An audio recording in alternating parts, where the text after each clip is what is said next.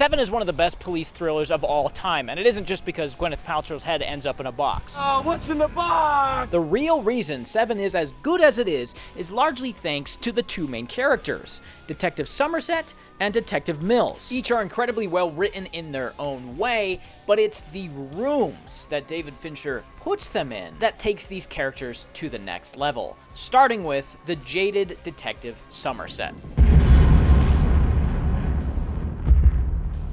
The film opens with our lead, Detective Somerset, getting ready for the day. A simple scene that easily could have hit the cutting room floor, and yet we learn so much about him immediately. Don't let the simplicity fool you, as his apartment is perfectly clean and organized. White walls, accessories for the day laid out in a clean row, bed made, everything in its place. From this, you can naturally assume he's a little OCD. Either that, or this is his way of holding on to what little control he has in an ever bleaker world, which we'll see more of soon. Next, he clearly lives alone, probably because his quest for order and control is pretty off-putting.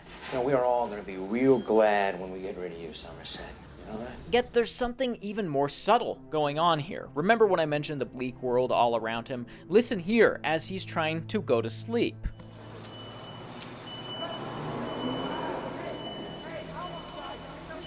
There's all this noise around him. Car noises, dogs barking, people yelling, all this chaos surrounding him, and it clearly is affecting him. The big city and all its unfiltered chaos seems to have driven him past simple annoyance. As we see a little later, this chaos all around him is what he blames for the apathy he's developed over the years. While he's lying there on the sidewalk, helpless, his attacker stabs him in both eyes. Now, this happened just last night, about 4 blocks from here. Yeah, I read about it. I don't understand this place any longer. It's the way it's always been. Now this is an interesting moment. Somerset says he doesn't understand the world anymore because of this specific and horrific act of violence that he can't comprehend the meaning behind. Sometimes people are sick and just kill people, which is exactly why Somerset has become so apathetic. He desperately wants to hope and understand that there's a motivation behind some sick killing like this. He's purely driven by feeling rather than cold logic, putting him more behind the 8 ball in a world so often lacking meaning. This trait he's developed is very close to apathy, and it's a trait all too common in the modern era, despite being totally negative and horrible. I'd be lying if I said it was easy to get out of my own world, though. You turn on the news and there's a drunk driving accident, open Twitter to another shooting, or talk to a coworker and they'll tell you about getting cheated on. The modern era is one of excess and indulgence, allowing us to lose interest in literal wars simply because there's so much going on and so much information inundating us. I just don't think I can continue to live in a place that embraces and nurtures apathy as if it was a virtue. You know different. You know better. I didn't say I was different or better. I'm not. Hell, I sympathize. I sympathize completely. Somerset clearly hates this disorder that's all around him, but what can he do? What can any of us do? How can we sleep at night with all this chaos and wars and fighting going on all around us every single day? And this is exactly the theme and the message of Seven that will come into clearer focus as we go on, I promise. But before we get too ahead of ourselves, let's go back to his apartment. Everything here is laid out, not necessarily for efficiency, but to maintain his own sanity, his own calm. He cares deeply about control, maybe without realizing it. That is, until a new hotshot detective joins him at the first of many crime scenes in the film. Detective Mills is immediately off-putting to Somerset. He's young, brash, loud, and says exactly what's on his mind without much filtering, leading to him offending Somerset without actually trying to. It's the first question that popped into my head. I guess the same reasons as you. The same reasons you had before you decided to quit, yeah? You just met me. Much like Somerset, you can learn so much about Mills from his apartment, which stands in direct opposition to Somerset's. Sure, he just recently moved into it, but it's cluttered beyond that, and even has this wonderful subway rocking it every 5 minutes. I start wondering why will he only bring us here for 5 minutes at a time, yeah? We found out the first night. A soothing, relaxing, vibrating home.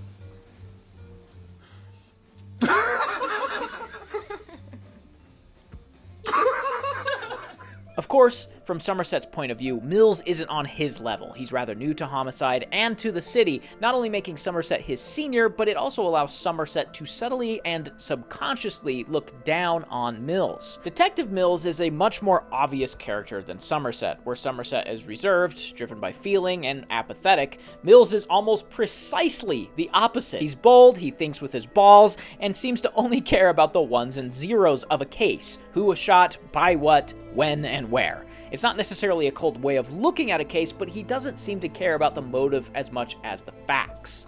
He's a nutbag.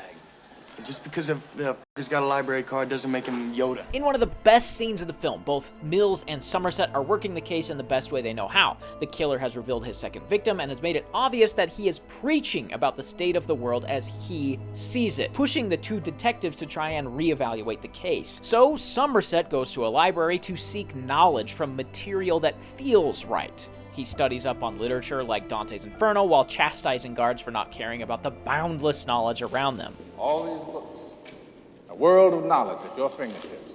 What do? You play poker all night.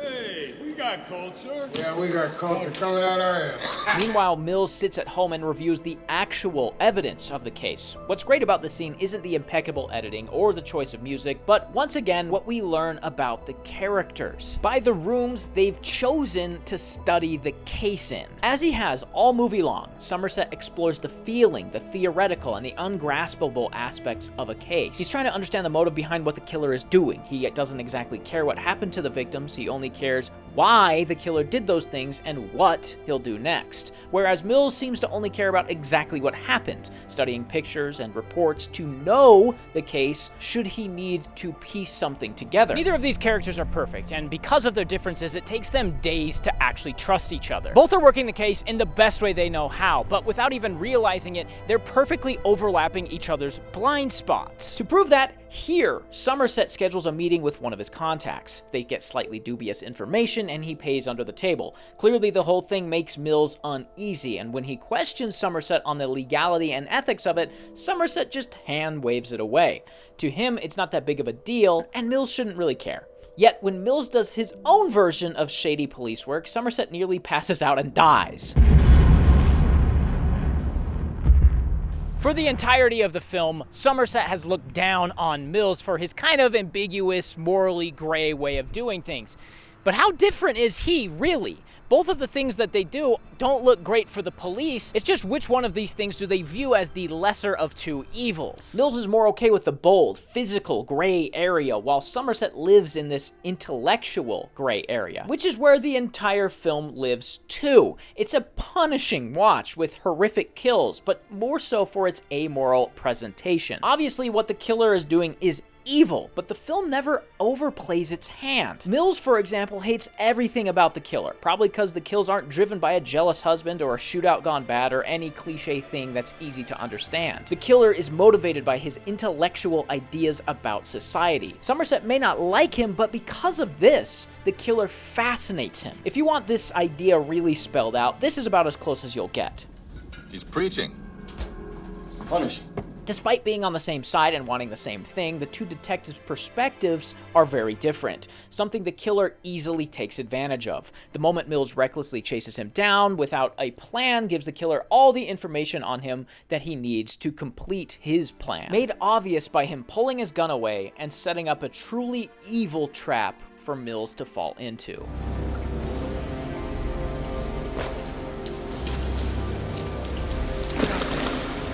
Yet this message that the killer is trying to preach about has an unintended consequence. And that consequence is taking a man that may have actually agreed with him and turning him into a disbeliever. And again, we can learn so much about the killer through his apartment. It's somehow both very organized and completely chaotic, much like his mind is. And then there's the journals, stacks and stacks and stacks of journals just detailing his own psychosis. Not so very different from Detective Somerset. On the subway today, a man came up to me to start a conversation.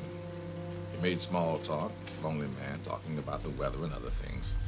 I tried to be pleasant and accommodating, but my head began to hurt from his banality. I almost didn't notice it had happened, but I suddenly threw up all over. He was not pleased. Through the process of working on the case, growing closer to Mills, and seeing how Mills loves his wife and the life he's built, even with all the horrible shit going on, changes Somerset. Both he and the killer are apathetic toward the world and believe evil is growing out of control. Unlike Somerset, though, the killer has no one around him but his own thoughts, more than likely creating a dangerous echo chamber of anger that radicalizes him into the horrible shit that he ends up doing. On the other hand is Somerset. Somerset grows to care deeply for Mills and his wife Tracy, who just so happens to be pregnant, something he's all too familiar with. But there's not a day that passes that I don't wish that I made a different choice. If you don't keep the baby, I mean, if that's your decision, don't ever tell them that you were pregnant. Through being close to him and his wife, Somerset sees Mills almost like a younger version of himself. For decades, Somerset has slowly become jaded. He's seen horrible things and has actively or inactively pushed away friends, family, and even a potential partner. It's like boiling a frog. No one wakes up and immediately stops caring about people without a slow descent down there. You want to eat cheeseburgers, play the lotto, and watch television? Hey, how did you get like this? I want to know.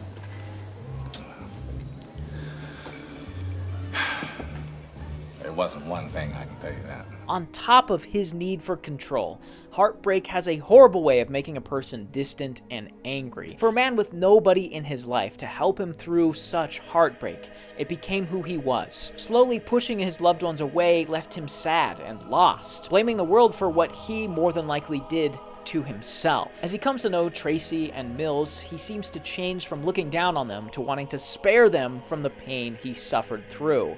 Their love and trust in him by the end reawakens his love and his trust for others as well. If you've been told your whole life that you're difficult or you're unlovable, eventually you just start to believe it until you meet the people or partners or friends that will love you despite your flaws. People that will challenge you in ways you don't expect, but will stay by you regardless of your disagreements. You want me to agree with you and you want me to say, yeah, you're right, it's all f***ed up, it's a f***ing mess, we should all go live in a f***ing log cabin. But I won't. I won't say that. I don't agree with you. I do not. When you have that kind of support system of people to lean on, the world changes. Without knowing it, this was the biggest flaw in the killer's plan. The very people he hates so much. But that's the point.